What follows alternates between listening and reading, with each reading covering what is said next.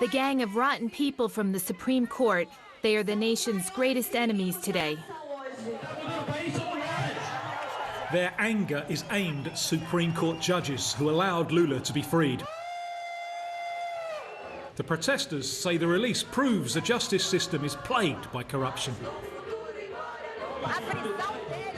Lula's condemnation turned the page. His release is a step backwards.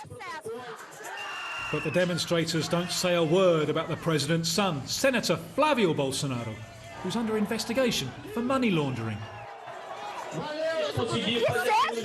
Let him be tried. I told you we don't defend people, but ideas. A huge banner displays a demand by the most extreme demonstrators, a call for the return to the authoritarian order of Brazil's military regime. I want AI5. Institutional Act No. 5 was an autocratic decree that in 1968 plunged Brazil into the darkest years of its dictatorship. On the other side of Rio, these students hang a banner in front of their university to denounce the gravity of returning to that period. We see it there, it's good. A cabinet minister and one of the president's sons said recently that a new measure similar to that decree could be adopted today if necessary.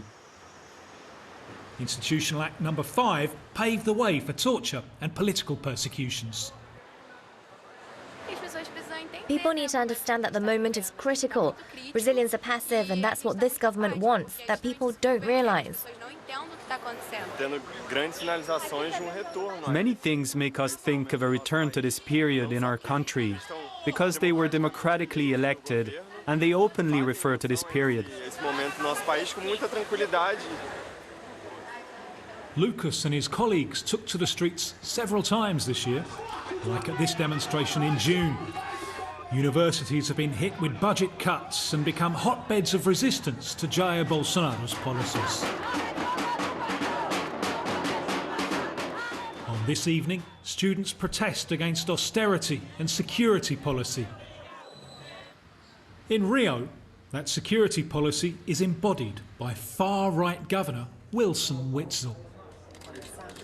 A former Bolsonaro ally, Witzel has now become an opponent, accused of coveting Bolsonaro's office.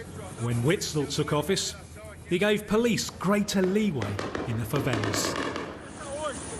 The operation is starting today. The mess is over. We will restore order. Since the start of the year, more than 1,546 people have been shot dead by police. It's a record number that includes many innocent victims, like Vanessa's daughter, who was killed in September at the age of 8. The girl's mother and grandfather are meeting with their lawyer today.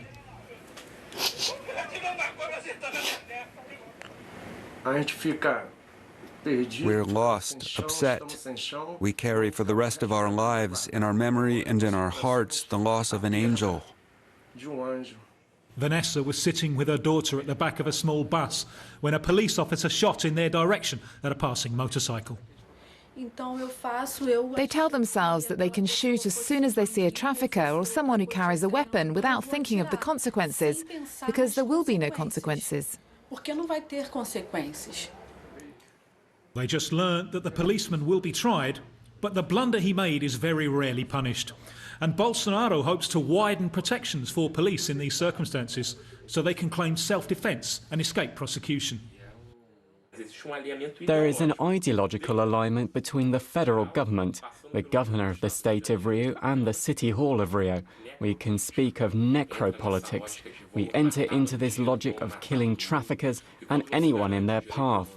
When we do not guarantee human rights or the presumption of innocence, anyone can die, even an 8-year-old child. Under the hardline security era of Jair Bolsonaro, the Bar Association decided to triple its staff devoted to human rights.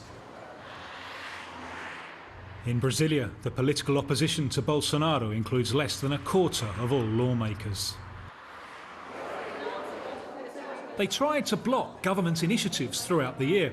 Right before the Christmas break, they launched a new offensive. And on that day, 25 left-wing lawmakers created a parliamentary group devoted to human rights.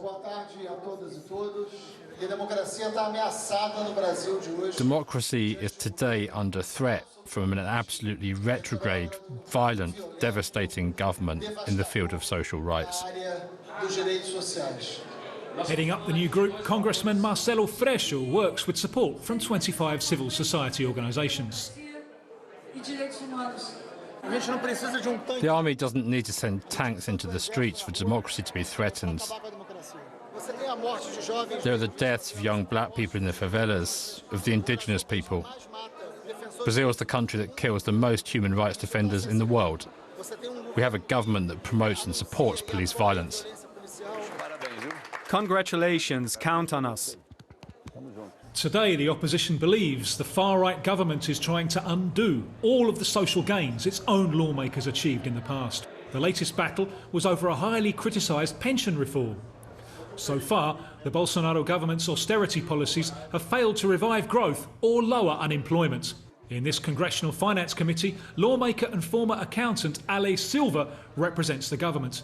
She's new to politics and religiously defends Bolsonaro's budget cuts. Generating income and jobs in Brazil is what matters to us. Though Silva is faithful to the president, who was elected on an anti-corruption platform, she also uncovered embezzlement of campaign funds within his former party.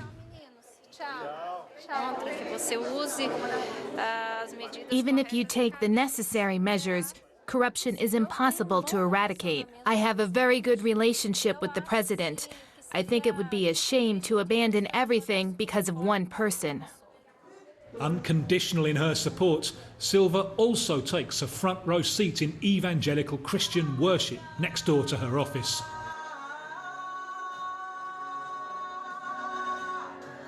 Though Brazil's constitution says it is secular, worship occurs each Wednesday morning in a room where parliamentary committees normally meet. Christian evangelicals are Bolsonaro's main electoral base.